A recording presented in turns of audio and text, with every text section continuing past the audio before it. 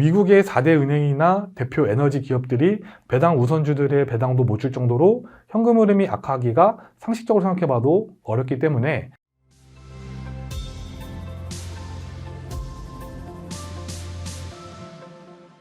안녕하세요. 유진투자증권 서울더블랜센터 정현철 대리입니다.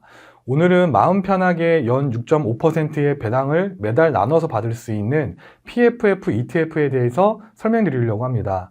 최근에 개인적인 체감으로는 채권 투자자분들이 상당히 많아진 것 같고, 특히 국내의 트리플 B 등급의 하이힐드 채권 같은 경우에는 수요가 상당히 많아져서 개인적으로는 채권 매입 문의가 많이 들어오고 있는데요. 그런 안전자산을 선호하시는 분들에게도 오늘 설명드릴 PFF는 현재 투자 고려해 보시기에 적절하다고 판단되니 오늘 영상을 한번 귀담아 들어 보시길 바랍니다.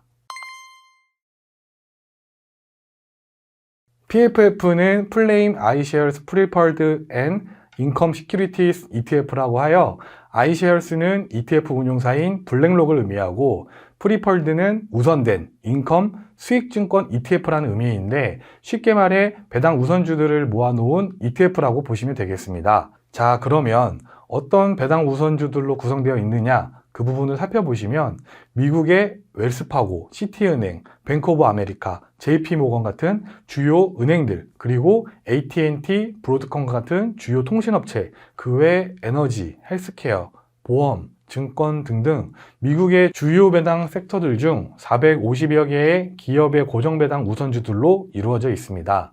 그래서 현재 배당 수익률은 1월 26일 종가 31.99달러 기준으로 봤을 때 6.47%, 약 6.5%가 되겠고요.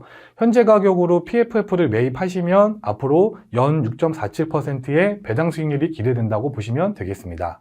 엄밀히 얘기하면 이 배당 수익률은 TTM, 그러니까 최근 1년 기준으로 잡은 것이고, 향후 구성되어 있는 자산의 변화에 따라 약간은 달라질 수 있겠지만 채권적 성격이 강한 고정배당주들로 구성되어 있기 때문에 이 배당 수익률에서 크게 변화가 없겠다라고 보시면 되겠습니다.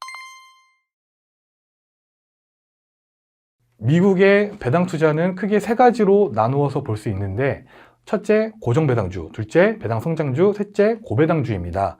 그 중에서 PFF는 고정배당주들로 구성되어 있기 때문에 고정배당주의 특징만 말씀드리자면, 고정배당주는 배당금이 애초에 발행할 때 얼마 주겠다라고 고정되어 있어서 주가 변동성이 작고 채권적 성격이 강해서 금리가 주가에 끼치는 영향이 채권만큼이나 크게 변동합니다.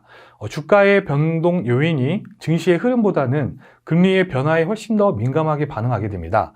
다른 얘기긴 하지만 우리가 앞으로 기준금리가 내려갈 것으로 저뿐만 아니라 국내의 많은 기관들이 그렇게 기대하고 있는 상황인데요.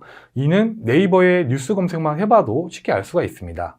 그렇기 때문에 1년, 2년 이후에는 지금보다 금리가 낮을 가능성이 높다고 쉽게 예상해 볼 수가 있고, 그리고 지금 미국 배당주 투자를 하는 것이 좋은 투자가 된다고 판단할 수 있겠죠.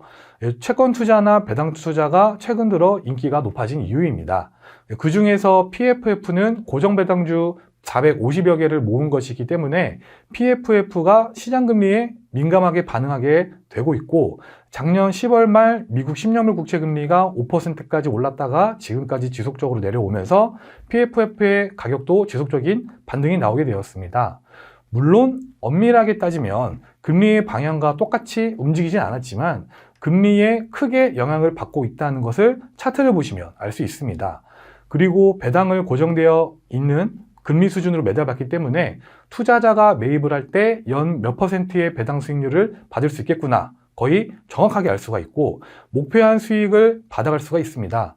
배당성장주나 고배당주는 회사의 실적에 따라 배당금이 변화하거나 끊길 수도 있는 위험이 있지만, 고정배당주는 배당금이 채권처럼 찍혀져 있고 회사의 실적이 악화되더라도 우선적으로 배당을 실시하는 고정배당 우선주부터 배당을 맞춰주기 때문에 정말 회사 실적이 악화된 상황이 아니라면 배당금이 끊길 가능성도 훨씬 낮습니다.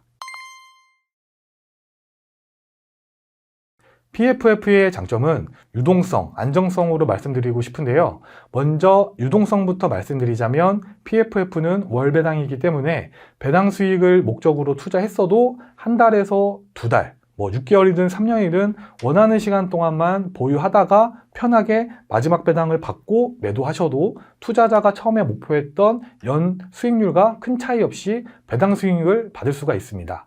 만약에 우리가 채권을 직접 투자한다고 하면 만기가 있어서 만기 때까지 자금이 묶여있게 되고 직접 배당주 한두 개에 투자한다면 매월 배당이 아닌 분기 배당이므로 매도 시점을 편하게 정하기가 어려워집니다. 두 번째로는 안정성인데요. 앞서 말씀드렸듯이 필수재적 성격이 짙은 금융, 에너지, 헬스케어, 유틸리티 섹터 안에서도 대표적인 기업들의 고정배당주들 450여 개로 구성되어 있어서 애초에 구성된 자산 하나하나가 배당에 문제가 생기거나 파산한다거나 할 위험성이 낮습니다. 또 그것을 450여 개로 나눠서 분산 투자하기 때문에 포트폴리오 유연에 따라서 상당히 리스크가 줄어들어 안전한 자산으로 봐도 무방합니다. 물론 이것도 가격이 있고 ETF로서 매일매일 가격 변동이 있기 때문에 매입 이후에 평가 손실이 될 수는 있겠으나 지금 같은 기준금리가 고점을 찍고 향후에 완만하게 내려갈 것으로 기대가 되고 있는 현재 상황에서는 앞으로 가격이 금리가 내려가는 만큼 오를 가능성이 농후하고 또 자산 자체에 문제가 생기기 어렵기 때문에 단기적으로 평가 손실이 생기더라도 마음 편히 매달 배당을 받아가면서 가격이 오르기를 기다릴 수가 있습니다. PFF의 장점인 유동성, 안정성으로 투자 포인트를 알아봤으면 리스크도 살펴보셔야 되겠죠. 보유하고 있는 450여 개 고정배당주들의 문제가 생기거나 시장금리가 앞으로 오르는 방향으로 가면 PFF 가격이 떨어질 수도 있습니다.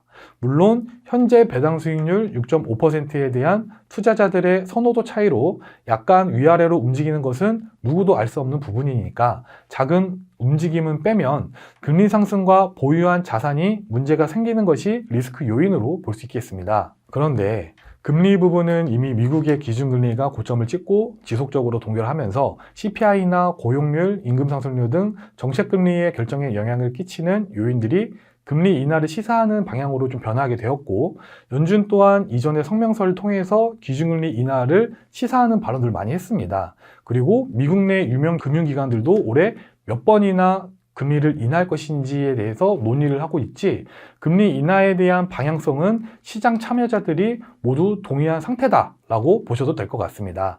때문에 현재 4.1%대인 미국 10년물 국채금리가 우상향으로 가기 어렵다라는 판단이고 시장에 어떤 돌발 악재가 발생해서 단기간으로 4.2%, 4.3%까지 당분간 오를 수는 있어도 장기적 관점에서는 내려갈 가능성이 훨씬 높기 때문에 금리 부분은 PFF로 단기 트레이딩을 하지 않는 이상 리스크 요인으로 보기는 어렵다라는 판단입니다. 그리고 보유 자산이 문제가 생기는 리스크도 살펴보시면 2020년 코로나로 인한 증시가 큰 충격을 받았을 때에도 보유한 자산이 문제를 일으키지 않았던 PFF가 현재 미국 경제 성장률, 물가지수, 기업의 실적, 금리의 방향이 모두 긍정적인 방향으로 가고 있는 상황에서 미국의 4대 은행이나 대표 에너지 기업들이 배당 우선주들의 배당도 못 줄 정도로 현금 흐름이 악화하기가 상식적으로 생각해봐도 어렵기 때문에 보유 자산이 현재 시점에서 말썽을 일으켜서 주가가 빠질 것이라는 리스크를 걱정하기에는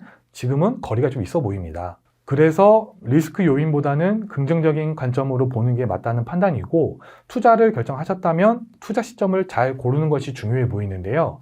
앞서 언급드린 시장금리의 변화에 따라 가격에 미치는 영향이 크기 때문에 향후 금리가 오르기보다는 유지 내지는 하방으로 갈 가능성이 높기 때문에 지금 매수하셔도 1년 이상 장기로 들고 간다면 배당 수익뿐만 아니라 가격 차익까지 누릴 수 있다라고 여겨지나 최근 PFF 차트를 보시면 금리가 올랐음에도 지속적으로 거래량과 주가 모두 증가해 왔습니다.